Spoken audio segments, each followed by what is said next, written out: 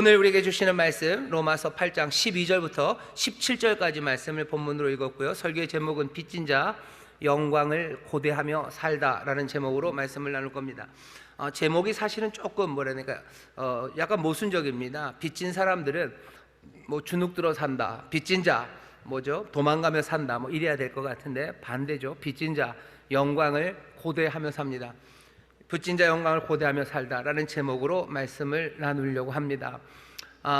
빚진다라는 게 그렇게 꼭 썩 즐거운 이야기는 아닙니다. 빚이라는 게 참 어렵고 힘들고요.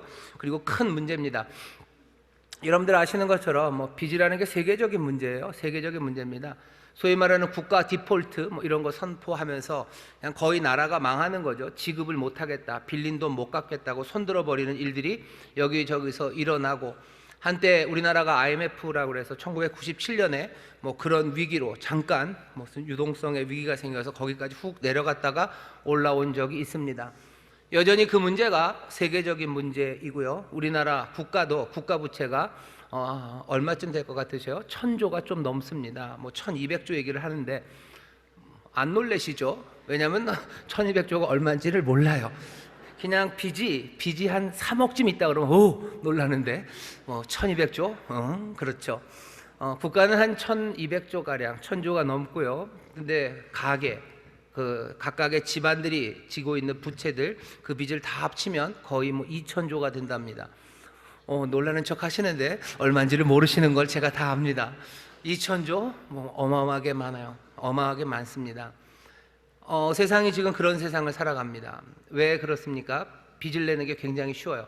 국가가 빚을 내는 게 굉장히 쉽습니다. 국채라는 걸 막 찍어내면 돼요. 국가만 빚 내는 게 쉬운가요? 아니요. 우리도 빚 내는 게 굉장히 쉽습니다. 옛날에 몇십 년 전만 해도요, 돈을 빌리려면 어떻게 해야 돼요? 아주 불쌍한 표정으로 정말로 힘들게 어렵게 쌀집 아저씨한테 얘기를 해야 되고, 아니면 내 친척들에게 가서 얘기를 해야 돼요. 하지만 지금은 좀 아닙니다. 여러분들 오늘도 어쩌면 몇 번 빚을 지실 거예요. 크레딧 카드라 그러나요? 신용카드 훅훅 긁으면 그거 다 빚입니다. 내가 지금 내야 되는 돈을 그 사람이 대신 내주고 나는 그 신용카드 회사에 내가 빚을 지는 게 됩니다. 빚을 내는 게 쉬워요. 학자금 대출, 주택담보대출, 신용대출, 온갖 대출이 아주 쉽게 이루어집니다. 옛날에는 빚을 내는 게 어려웠기 때문에요, 사람들은 어쩔 수 없어요. 자기의 수입 안에서 그냥 최선을 다해서 아둥바둥 살아갔어요. 하지만 빚 내는 게 점점 쉬워지면서 빚은 점점점 많아져 갑니다. 빚이 점점 많아지면서요, 세상이 변해요. 세상이 없던 것들이 생기죠. 마이너스 통장 이런 것도 생기고요. 온갖 이자들, 온갖 수수료들 이런 거 생깁니다.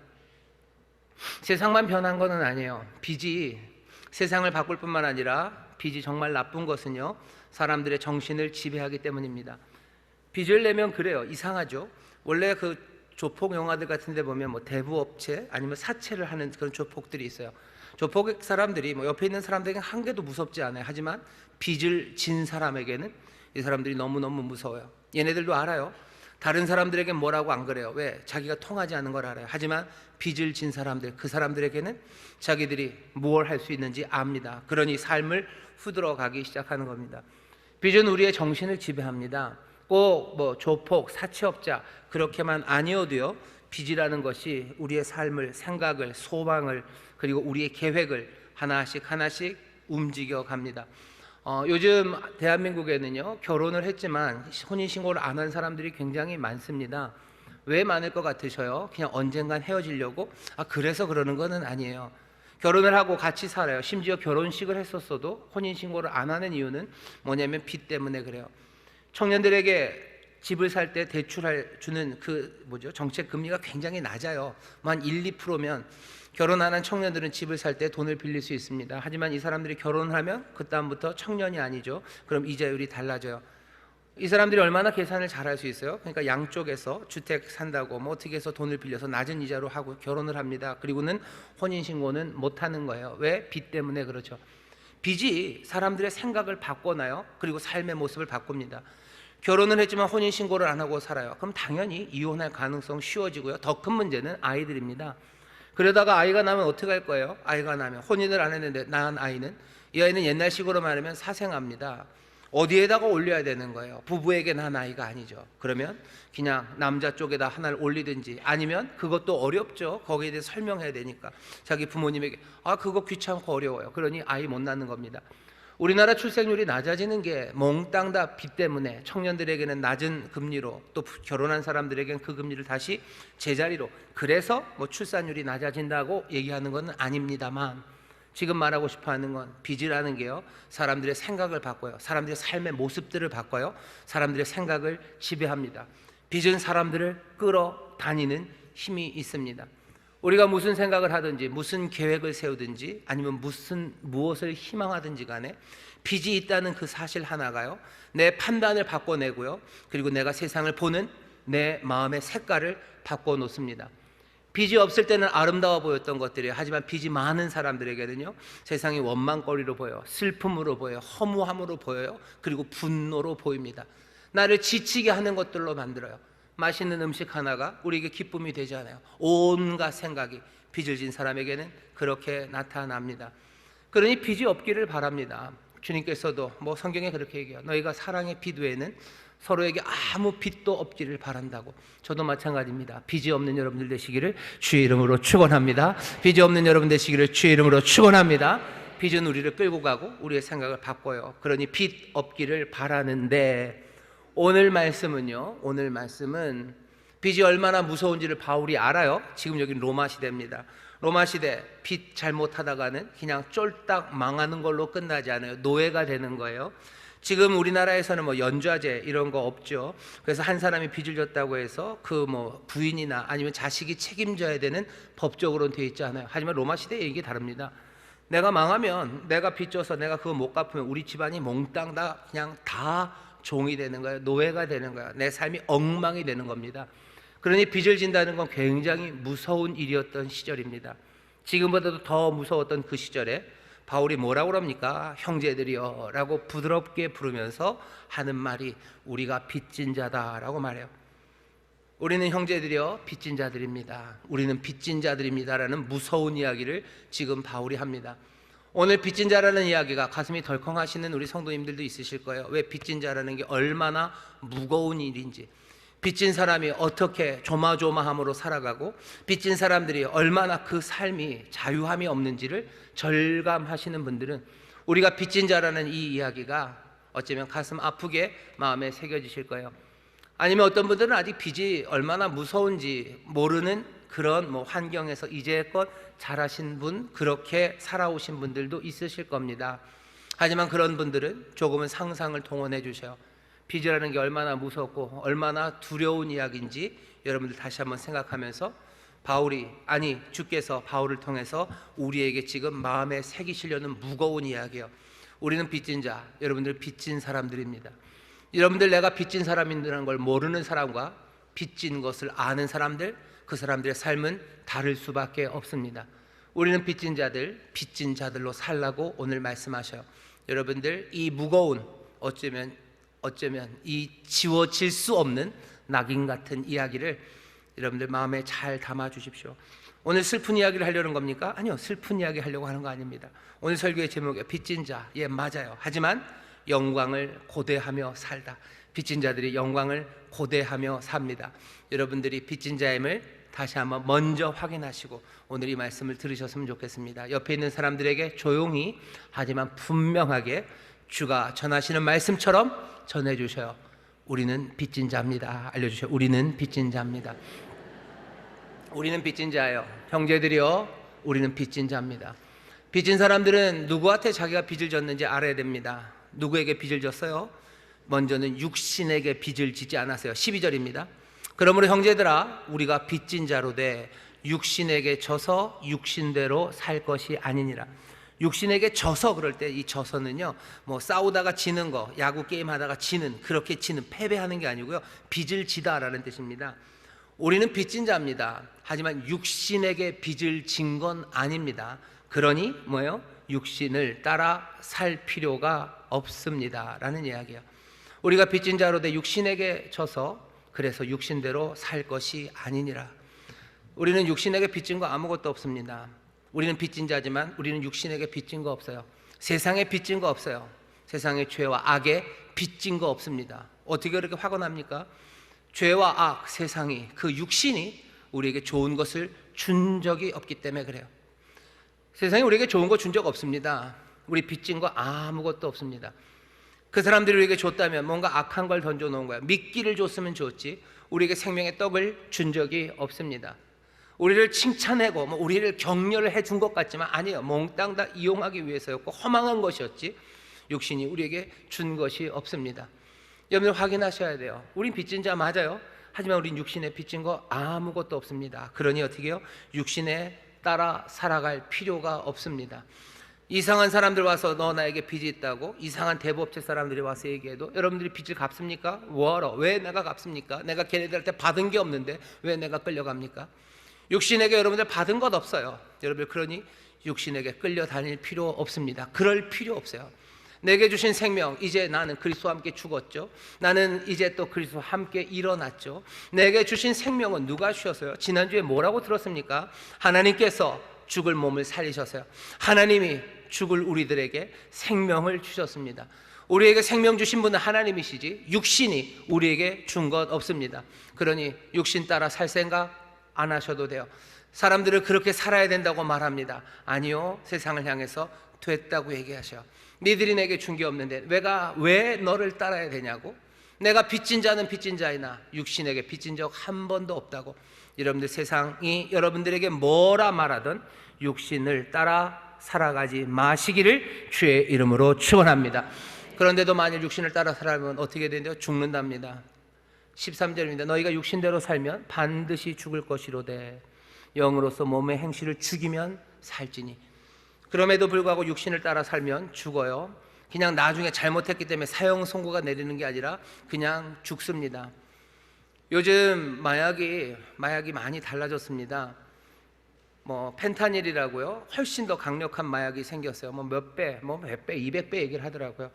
그 마약이 예전과 좀 다른 거 하나는 예전의 마약들은 어디 저 뒷동네 아니면 여기서 이상한 사람들이 여기 문신 많이 한 애들이 그죠? 그러면서 마약을 만들었어요. 하지만 요새는 아니에요. 펜타닐 같은 경우에는요 그렇게 만들지 않습니다. 무슨 의약회사에서 만들어요. 의약회사에서 만드는 걸 빼내기도 하고요. 비슷한 것들을 화학 공장 같은 데서 만들어서 의약품이라는 이름으로 만들다가 비슷하게 빠져나오는 것들이에요. 어마어마하게 강력하답니다. 절 자꾸 보시면서 얼마나 강력해요? 라고 물으시면 저는 잘 모릅니다. 펜타닐이 사람을 죽여요. 펜타닐 마약을 먹었기 때문에 법정에서 너를 죽이겠다가 아니에요. 그냥 마약 펜타닐 먹으면 죽습니다. 죽어요. 진짜 죽습니까? 예, 죽습니다. 히로뽕을 먹어도 죽지 않습니까? 예, 죽어요. 예전에는 히로뽕, 아편 그거 먹으면 어떻게 돼요? 죽습니다. 하지만 그때는 기간이 길었어요. 하지만 펜타닐 같은 경우는 아니에요. 언제 죽을지 모릅니다. 언제 죽을지 몰라요. 그냥 그렇게 사람들이 살아가요. 미국 여러 도시에서 사람들이, 여러분들 사진들 보셨을 거예요. 좀비처럼 막 이러고 다닙니다. 사람들이 정말로 그러고 다녀요. 예전부터 미국에 마약이 많이 있었지만 그 정도는 아니었고 그런 방식은 아니었어요. 어쩌면 이 시절에 하나님께서 우리에게 아주 슬프게 보여주시는 것 같아요. 육신을 따라 살면 죽는다라는 이 이야기가 뭔지 오래 시간이 걸려서 너네들이 그게 뭔지 모르겠냐? 그러면 아주 짧게 보여주마요. 우리가 점점 짧은 거에 익숙해집니다. 유튜브도 짧게 만들어서 뭘 보죠? 하나님이 짧게 만드셨어요. 그냥 펜타닐 얼마나 빨리 이 마약이 퍼지는지, 얼마나 빨리 사람들의 삶을 엉망으로 만드는지, 얼마나 빨리 죽음에 이르게 하는지 하는 것들을 그냥 우리 앞에 지금 펼쳐놓고 계셔요. 육신을 따르면 죽습니까? 예, 죽습니다. 잘못했기 때문에 선고를 받아서 죽습니까? 아니요. 육신을 따르면 그냥 죽습니다. 삶이 아닌 것으로 갑니다. 그러니 어떻게 하셔야 돼요? 육신에 빚진 것 없어요. 따라오라는 말에 여러분들 웃기지 말라고 얘기하셔. 그리고 어떻게 하셔야 됩니까? 자꾸 얘기하면 어떡합니까? 어떻게 하긴 어떻게 해요? 방법이 없어요. 죽이는 방법밖에 없습니다. 육신을 따르면 죽어요. 그러니 어떻게 하셔요? 먼저 몸의 행실을 여러분들 죽이십시오. 그게 지금 바울이 얘기하는 거예요. 오늘 좀 무서운 얘기하는 겁니다. 우리는 빚진 자, 육신에 빚진 거 없이 육신 따라가지 말아라. 그래도 자꾸 육신을 따라가면 죽는다. 그러니 어떻게 해라? 몸의 행실을 먼저 그냥 죽여버려라. 몸의 행실을 죽여라. 몸의 행실을 어떻게 죽입니까? 여러분들 조용히 칼을 꺼내시나요? 몸의 행실을 죽이는 방법은 뭐 여러 가지가 있겠지만 가장 분명하고 그리고 확실하고 그리고 또 우리에게 요구되는 방식은 옷을 벗는 방식입니다. 옷을 벗어버리는 거예요. 옷을 벗어버려요. 옷을 벗어버리면 어떻게 되죠? 내가 아닌 게 되는 겁니다. 다른 사람이 되는 거예요. 이건 뭐라 그래요? 부정하는 거예요. 자기 부정입니다. 자기 부정이 어떻게 나타납니까? 그냥 나타나는 모습은 no라고 말하는 거예요. 아니다 라고 말하는 거예요. 몸의 행실에 대해서 여러분들 아니라고 말하기 시작하셔요. 그게 몸의 행실을 죽이는 방법입니다. 옷을 벗어버리는 거예요. 몸의 행실에 대해서 육신이, 세상이, 죄가 그리고 하나님에 대하여 반역하는 것이 옳지 않은 불의가 그리고 진리가 아닌 거짓이 우리에게 말하는 것에 대해서 뭐라고 얘기하셔야 돼요? no라고, 아니라고 얘기하셔야 돼요. 이상하게 사람들은 그런데 몸의 행실과 육신이 우리를 인도하는 것에 대해서는 쉽게 아멘을 해요. 하지만 하나님의 말씀이 진리가 우리에게 말하는 것에 대해서 아멘 해야 될 텐데 거기에서는 글쎄 아니라고 말하기가 쉽습니다. 우리가 언제 그랬습니까? 언제 그랬냐고요? 여러분들 그런 적 많지 않습니까? 원로 목사님이 그런 얘기 많이 하셨는데 좋은 게 좋은 거지, 좋은 게 좋은 거지에 대해서 많은 사람들이 뭐라고요? 쉽게 아멘해요. 예수 믿는 사람도 아멘 하는 거예요. 아멘, 아멘. 그게 맞아요. 아니 몸의 행실입니다. 그건 육신이 하나님에 대해서 반역하는 것이, 죄악된 것이, 세상이 우리에게 전하는 이야기예요. 거기에 대해서 뭘 하셔야 돼요? 아니라고 얘기해요. 좋은 게 좋은 거 아니다. 좋은 게 좋은 거 아니죠. 어차피 다 먹고 살자고 하는 것 아니냐? 아니요, 아닙니다. 모두 다 먹고 살자고 하는 거 아닙니다. 우리는 먹고 살자고 사는 사람들 아니에요. 우리는 우리 하나님이 주시는 생명을 사는 사람들이요, 그리스도와 함께 일어난 사람들이요, 우리는 영광을 위해 살아가는 사람들이지 먹고 살자고 사는 사람들 아닙니다. 근데도 어떻게 먹고 살자고 하는 거 아니냐? 거기에 쉽게 아멘 하는 거예요. 좋은 게 좋은 게 아니냐? 아멘. 먹고 살자고 하는 거 아니냐? 아멘. 아이고 뭐 그렇게 한다고 별일, 그렇게 한다고 뭐 세상이 바뀌겠냐? 안 바뀐다. 아멘. 우리는 쉽게 몸의 행실에 대해서 아멘 하는 거예요. 몸의 행실을 죽이는 방법은 뭐야? 아니라고 말하는, 아닙니다. 아닙니다. 좋은 게 좋은 거 아닙니다. 그냥 다 먹고 살자고 하는 거냐? 아닙니다. 그거 아닙니다. 우리가 그 말을 하는 게 쉽지 않아요. 말을 하면은 사람들에게 눈총받아, 그것도 쉽지 않고요. 실은 우리의 마음에서도 쉽지 않습니다. 우리의 생각에서도 쉽지 않아요. 그냥 좋은 게 좋은 거다라는 말은 금방 알아듣겠어요. 그리고 아멘이 그냥 절로 나옵니다.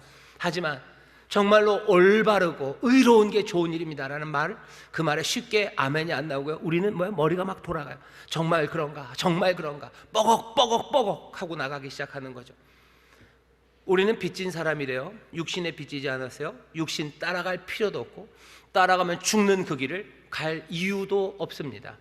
따라가면 죽으니, 그런데 자꾸 우리에게 오니 어떻게 하셔요? 먼저 여러분들이 죽이셔요. 어떻게 죽입니까? 아니라고 말하십시오. 아니요 라고 말하기 시작하셔요. 어렵고 고통스러울 겁니다. 그러나 반드시 그렇게 하셔야 됩니다. 안 그러면 할 필요 없는 일을 따라가며 어리석게도 죽어가요.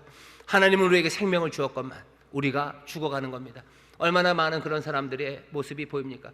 예수 그리스도를 영접함으로 하나님이 생명을 주셨는데, 생명을 주실 것인데, 지난주는 그렇게 생명을 주시리라 그래. 생명을 주실 건데 그 생명을 다 누리지 못하고 육신에게 빚진 자처럼 육신 따라 살아가고, 그러면 죽을 것인데 그런데도 그 길을 갑니다. 그런 사람들이 얼마나 많습니까? 그러니까 바울이 얘기하는 거야. 빚진 사람들아, 너희들 육신에 빚진 것 없다. 그려야 될 이유 없다. 그래도 자꾸 말하걸랑 어떻게 하라고요? 그냥 너희가 먼저 죽여버려라. 너희가 벗어버려라. 아니라고 말해라. 그게 오늘 우리에게 주시는 말씀입니다. 죄를 떠난 사람들이요, 우리가 계속 로마서를 읽고 있죠. 죄악된 세상, 이런 일을 하는 사람 많고, 이런 일을 행하는 사람들 옳다는 사람 많고, 이런 일을 행하면서도 비판하지만 또 그 일을 행하고, 거기에서 선을 행하려고 애쓰는 우리들 어떻게 하셔야 돼요? 몸의 행실에 대해서 여러분들 먼저 죽이시는, 아니오라고 말하며 살아가는 여러분 되시기를 주의 이름으로 축원합니다. 자, 빚지는 여러분들 몸의 행실을 죽이셔요. 그리고 살아갑니다. 그 다음에 누구한테 빚졌는지를 봐야 돼요. 육신에 빚지지 않았습니다. 우린 누구에게 빚졌어요? 하나님에게 빚졌습니다. 지난주에 봤죠? 하나님이 우리에게 생명을 주셨어요. 하나님이 우리에게 생명을 주셨으면 그냥 감사하며 살면 될 것 같아요. 근데 바울이 하나님이 우리에게 생명을 주실 것이니 너희들 감사하고 소망 가운데 살아라 라고 하지 않으시고요, 하지 않고 빚진 자라는 이 무거운 이야기를 가져다 놓습니다. 왜 그럴까 하는 거예요. 왜 그럴까? 먼저는 뭐가 빚졌는지, 뭘 우리에게 주셨는지를 보셔야 돼요.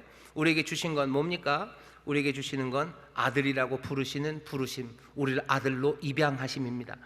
하나님이 우리에게 그냥 생명을 주실 수 있어요. 우리에게 거룩한 삶, 풍성한 삶, 영원한 삶을 주실 수 있죠.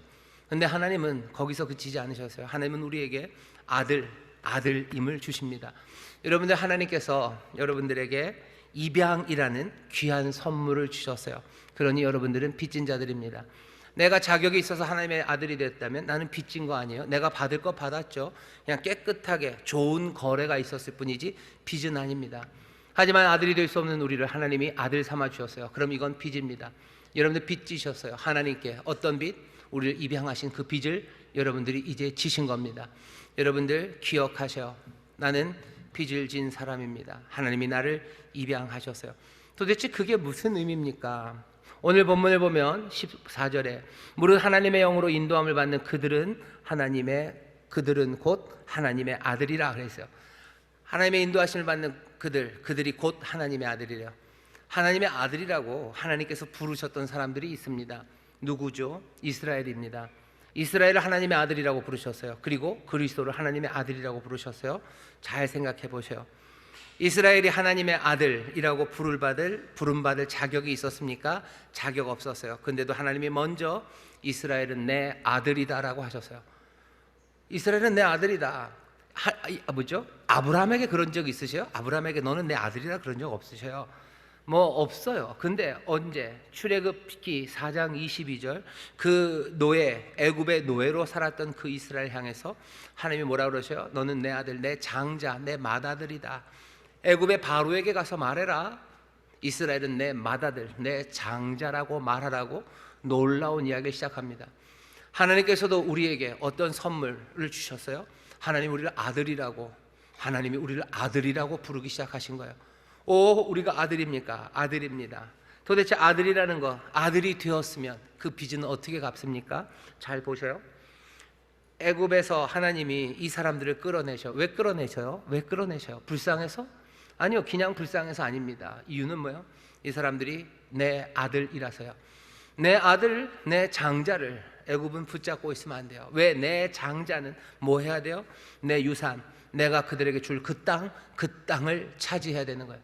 내 아들은 거기 잡혀 있으면 안 됩니다. 하나님께서 이스라엘을 구원하시고 그 압제에서 벗어나게 하실 때 그냥 불쌍하고 연약하고 인생이 처량해서 구원하시는 게 아니에요. 하나님이 이제는 우리를 그냥 불쌍히 여기시는 거, 이제 그 단계는 끝났습니다. 하나님은 우리를 뭐로 여기셔요? 우리를 아들이라고 부르셔요. 여러분들 하나님의 아들들이십니다. 갑자기 난 딸인데 좋습니다. 하나님의 딸입니다. 여러분들 그럼 옆에 분들에게 얘기하셔. 우리는 하나님의 자녀들입니다. 우리 하나님의 자녀들입니다. 하나님의 자녀들입니다. 광야를 말도 안 되게 이 사람들이 지나갔어요. 하나님 앞에 반역하고 우상 숭배하고 뭐 별별 이야기들을 다 했어요. 그런데도 이 광야의 시간을 지나 어디까지? 가나안 땅, 그 약속의 땅, 하나님 아버지가 주시겠다고 하는 그 땅까지 이 사람들이 갑니다. 왜 그렇습니까? 이유는 하나요. 이 사람들이 하나님의 아들들, 하나님의 맏아들들이기 때문에 그래요. 아버지는 이 땅을 자녀에게 줘야 됩니다. 왜 오래 참으셔요? 하나님께서 그냥 하나님께서 마음 약한 분이라 그냥 참으신 거예요? 하나님은 늘 그냥 허허허 하시는 분이라 참으신 거예요? 아니요. 이 사람들이 자녀이기 때문에 참으신 겁니다. 이 자녀예요. 내 아들이에요. 못나도 내 아들이에요. 내 모든 것들을 물려받고 내 모든 약속의 그 땅을 받을 사람들은 얘네들이에요. 나는 참아야 돼요. 나는 기다려야 돼요. 나는 사랑함으로, 때로는 복장이 터지고 속상해도 나는 이 아들을 버릴 수 없습니다. 내가 에브라임을 어떻게 버리겠냐고, 내가 유다를 어떻게 버리겠냐고, 내 아들을 내가 어떻게 버리냐고 하나님 말씀하셔요. 그래서 거기까지 간 겁니다. 우리의 삶도 마찬가지예요. 우리의 삶도 이젠 하나님의 자녀가 되었어요. 우리도 넘어지고 우리도 별별 일을 다 합니다. 하나님께서 이스라엘에게 구름기둥과 불기둥으로 그 임재하심을 보인 것처럼 우리에게는 성령님 함께 하시며 우리와 함께 걷게 하셔요. 우리도 넘어지고 별별 일을 다 합니다. 그래도 하나님이 버리지 않는 이유는 뭐예요? 하나님 마음이 좋으셔서? 아니, 마음이 좋으셔서 있지만 이제는 우리가 하나님의 자녀들, 하나님의 아들들이기 때문에 그렇습니다. 여러분들, 우리는 그 빚을 졌어요. 우리는 하나님의 아들들입니다. 그러니 그 빚을 어떻게 갚습니까? 그 빚진 사람은 어떻게 살아갑니까? 이스라엘에 걸었던 것처럼 그렇게 어떻게 해야 돼요? 힘들고 어려워도 이 광야를 주와 함께 성령님과 함께 뚜벅뚜벅 걸어서 어디까지요? 그 약속의 땅까지 가야 합니다. 가야 합니다. 왜? 이것이 빚진 자들이기 때문에 그렇습니다. 안 가도 되는 겁니까? 아니요, 안 갈 수 없습니다. 아들이기 때문에 하나님이 참으시고 인도하셔요. 우리도 자녀이기 때문에 갈 수밖에 없습니다. 우리의 의무입니다. 어렵고 힘든 길이에요. 어렵고 힘든 길입니다. 하지만 그 길을 걸어가야 됩니다. 왜? 우리는 빚진 자들이기 때문에 그래요. 하나님이 나를 아들로 부르셨어요. 나는 약속의 땅까지 걸어가야 됩니다.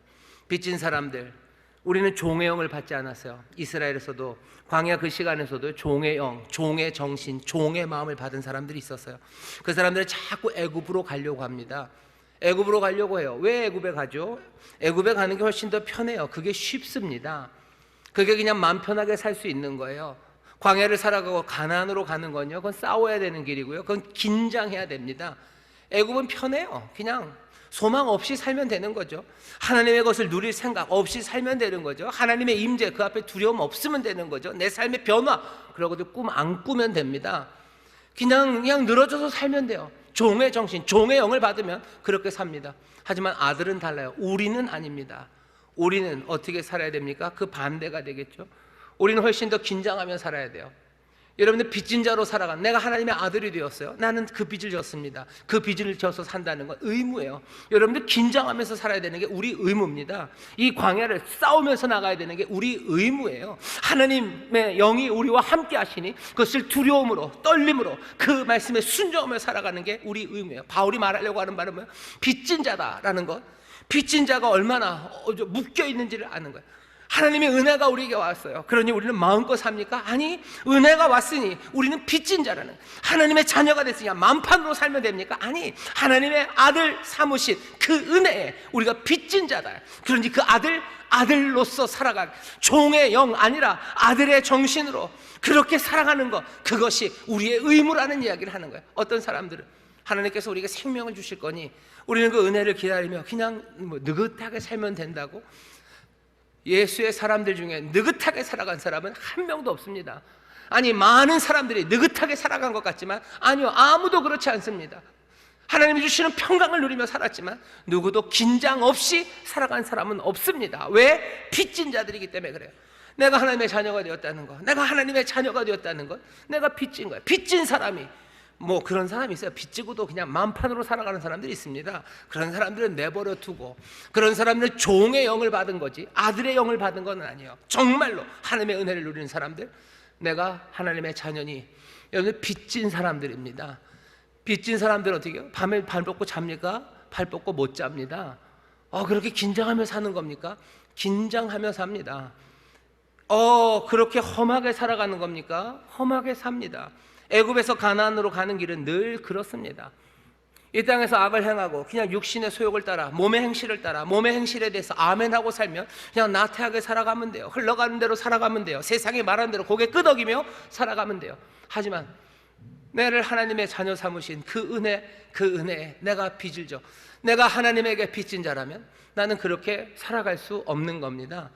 그러니 새벽마다 일어나는 거예요. 그러니 밤이 새도록 목이 터져라 기도하면서 가는 거예요. 어렵고 힘들어도 주님 붙잡고 살아가는 거예요. 왜? 빚진 자기 때문에 그래요. 빚진 자기 때문에. 우리에게 채무가 하나도 없다면요, 그냥 마음대로 하시면 돼요. 새벽에 나와서 기도, 내가 하고 싶으면 하면 됩니다. 하지만 누군가는 빚진 마음으로 나오는 사람이 있어요. 내가 빚진 사람이에요. 난 새벽에 난 잘 수 없어요. 내가 밤에 잘 수 없어요. 나는 그냥 내 편한 대로 살아갈 수 없습니다. 왜? 나는 빚진 사람. 내 이 빚을 갚는 것이, 이 광야를 아들답게 살아가는 것, 종의 영, 종의 정신으로 애굽으로 돌아가는, 싸움도 포기하고 긴장도 포기하고 하나님의 임재 그 앞에서의 거룩함 그런 것도 다 포기하고, 에라 모르겠다 편한 대로 그냥 속 편한 대로 살겠다고 사는 종의 영이 아니라 아들의 영을 받은 사람들, 빚진 사람들, 그 사람들의 삶은 달라질 수밖에 없는 겁니다. 하나님이 생명을 주시리라, 그러니 감사와 기쁨으로 살아라 라고 얘기할 수도 있었어요. 하지만 바울은 그렇게 얘기하지 않습니다. 하나님이 너에게 생명을 주시리라, 그러니 기억하라는 거야. 우리는 빚진 자다. 형제들이여, 우리는 빚진 자다. 우리가 육체해진 것, 육신에 빚진 것 아니에요. 육신 따라갈 필요 없어요. 육신 따라가면 죽는다. 몸의 행실은 죽이고 너희들이 누군지, 너희들은 아들의 영을 받은 사람들, 그 귀한 선물 받았으니 그 선물에 빚진 자로 그 광야 같은 이 유혹 많은 세상을 긴장하며 살아가라고 하시는 거예요. 여러분들 긴장하고 살아가는 거 여러분들의 의무입니다. 해도 되고 안 해도 되는 것 아니에요. 왜? 우리는 빚진 사람들이기 때문입니다. 여러분들 옆에 있는 분들에게 우리는 빚진 사람들 긴장하며 삽니다. 우리는 빚진 사람들 긴장하며 삽니다. 하나님의 자녀답게 긴장하며 살아가시기를 주의 이름으로 축원합니다. 그 다음 이야기는 뭐예요? 후사예요. 우리로 그리스도의 후사가 되게 하셨어요. 그리스도와 함께 후사가 됐다는 건 유산을 받는 거예요. 뭘 주시는데요? 모든 유산들은요 다 땅입니다. 땅이에요. 예수님도 땅을 받으셨어요. 그리스도 땅을 받으셨습니다. 그리스도가 땅을 받으셨습니까? 땅을 받으셨어요. 시편 2편 8절에 보면 그런 말씀이 있습니다. 내게 구하라. 내가 열방을 유업으로 주리니 네 소유가 땅 끝까지 이르리로다.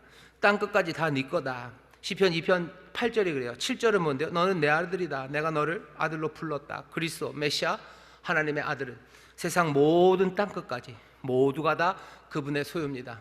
그 얘기는 오늘 여기 뭐라고 되어 있어요? 17절입니다. 자녀이면 또한 후사, 하나님의 후사요 그리스도와 함께한 후사니. 그리스도가 세상 모든 것을 다 가졌어요. 그러니 여러분들도 그 세상 모든 땅을 하나님으로부터 받은 사람들입니다. 세상 모든 땅을 여러분들이 가졌어요. 그만큼 여러분들은 빚진 사람들입니다. 세상 모든 땅이 그리스도와 함께 여러분들의 것이 된 것을 여러분들 기쁨으로 영접하시기를 주의 이름으로 축원합니다. 벌써 평수 계산들 하시죠? 평당 단가 계산하시고 그러시나요? 세상 땅 모든 세상을 그리스도에게 주셨다는 건 다른 의미가 아니에요. 세상의 모든 것, 창조 세계, 이 모든 것, 눈에 보이는 것, 보이지 않는 이 모든 것들을 다 그리스도에게 주셨어요. 그 몽땅 다? 그럼 뭐요? 우리 겁니다. 여러분, 우리 거예요. 우리 겁니다. 하나님이 우리에게 그걸 주셨어요. 우리는 그만큼 하나님에게 빚진 자입니다. 빚진 사람은 무슨 의미가 있습니까? 그 땅을 어떻게 할 건데요? 그 땅은 팔아먹을 땅이 아니에요. 그 땅은 우리의 부요함을 증명할 땅이 아닙니다. 그 땅은 처음서부터 하나님이 그러셨어요. 아담과 하와를 만드시고 세상에 있는 모든 것들을 다 보여주시며 뭐라 그러셔요? 생육하고 번성하고 땅에 충만해라. 땅에 있는 모든 것들 정복하고 다스려라 라고 말씀하셨어요. 모든 것을 아담에게 주셨던 것처럼 모든 것을 그리스도에게 주시고 이제는 우리가 그리스도와 함께 그 모든 것의 후사가 됩니다. 여러분들의 삶에서요, 여러분들 무엇 하나 빼뜨리지 마세요. 시간에 한 뼘도 하나님이 그리고 우리 주님이 안 계셨던 시간이 없는 것처럼 이 세상 모든 것, 보이는 것과 보이지 않는 것에 한 뼘도 그리스도의 것이 아닌 건 없습니다. 몽땅 다 그리스도의 것이에요. 그리고 몽땅 다 그리스도가 다스리십니다. 그 얘기는 우리는 모든 것에 대해서 관심 있는 사람들이에요. 그 얘기는 어떤 것도 여러분들 포기하지 마셔요.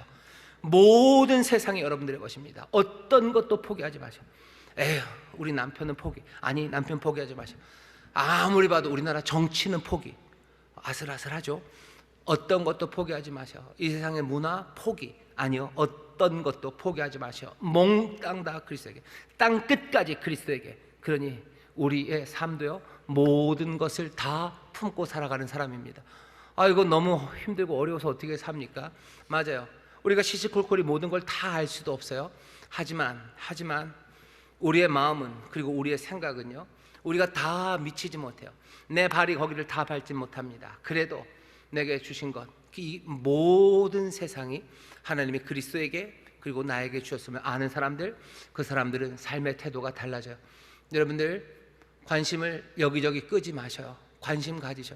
그렇게 다 관심 가지고 살면 그거 너무 힘들지 않습니까? 빚진 사람은 어차피 힘들게 살아가는 겁니다.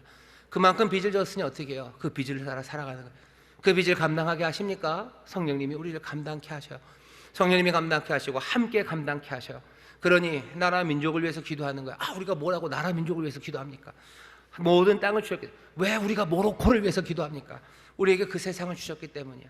우리가 왜 저 멀리 알지도 못하는 사람들, 그 사람들의 슬픔을 우리는 왜 같이 슬퍼하고 하나님의 은혜를 구해야 됩니까? 어느 시간 한 뼘, 어느 땅 한 뼘을 하나님께서 빼놓지 않으시고 몽땅 다 그리스도에게 주시고 몽땅 다 그리스도와 함께 우리에게 주셨어요. 우리는 그 빚을 진 사람들입니다. 이건 의무로 생각하셔야 돼요. 의무로 생각하셔야 돼요. 세상 저 뒤편에서 울고 있는 아이들, 그 아이들을 위해서 기도하는 건 뭐예요? 내 의무예요. 내가 해도 되고 안 해도 되는 일이 아닙니다. 내가 어렵고 힘든 나라들, 그 나라들을 위해서 내가 기도하는 거, 내가 우리 앞동네 말고 뒷동네까지 내가 신경 쓰고, 내가 그것 때문에 때로는 내가 뒷동네가 안 보일 때 있어요. 하지만 성령께서 나로 그 뒷동네를 보게 하시고 그 아픔을 나로 절감하게 하셨을 때 이건 내 일이 아니다 라고 도망 못 갑니다. 왜? 내가 빚진 사람이고 내 빚은 모든 세상이기 때문에 그래요. 연관된 이야기입니다. 그리스도의 영광, 그 영광에 참여하게 하신대요. 그와 함께, 우리가 그와 함께 영광을 받기 위하여 고난도 함께 받아야 될 것이니, 우리가 또 받을 건 뭐예요? 영광 받을 겁니다. 누구와? 그리스도와 함께 영광을 받을 거예요. 이건 미래입니다. 영광을 받을 거예요. 그러니 우리는 미리 빚진 자입니다. 그리스도와 영광을 받는다는 건 무슨 뜻입니까? 그리스도는 어떤 영광이 있는데요? 그리스도의 영광은 어떻게 나타날 것 같으세요? 무슨 발롱도르 축구 선수들한테 1등 주는 것처럼 그리스도에게 누가 뭐 올해 1등, 뭐 1000년 만에 1등 누가 상을 주나요? 우리도 그래서 그 상 받습니까? 그리스도의 영광이라는 건 뭐예요? 그리스도가 뭐 빛나는 면류관을 쓰실 거예요? 그리스도가 뭐 V자를 하면 세상 모든 천군 천사가 박수를 치면 우리도 그 옆에서 박수 받을 그 영광입니까? 그리스도는 무엇으로 영광 받습니까? 그리스도는 박수로 영광 받습니까? 아니요. 왕은 무엇으로 영광을 받습니까? 왕은 사람들이 박수를 쳐주고 아니면 상장 받는다고 왕이 영광 받는 거 아니에요. 왕이 멋진 궁전, 무슨 베르사유를 졌다고 해서 영광 받는 거 아니에요. 무슨 멋진 가발을 쓰고 하의를 신었다고 해서 왕이 영광 받는 게 아닙니다. 그리스도는 왕이셔요.